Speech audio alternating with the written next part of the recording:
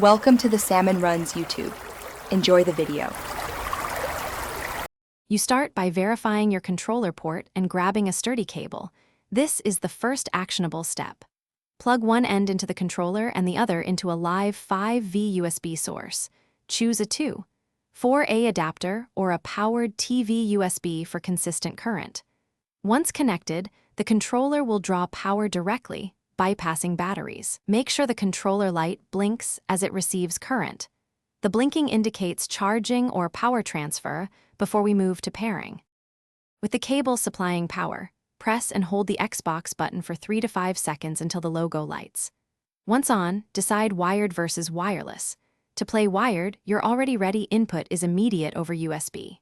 For wireless play without batteries, keep the cable plugged in and press the controller pairing button, then the console or PC sync button to establish a connection.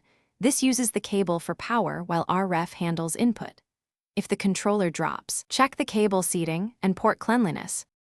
Finish by confirming stable power and input. Make sure the cable is fully seated and the source supplies steady current.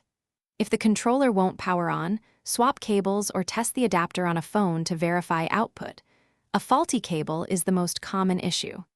If pairing fails after powering, reboot your console or PC and re-attempt the sync sequence. One key troubleshooting tip: clean the port with compressed air and try another known good USB port before assuming the controller itself.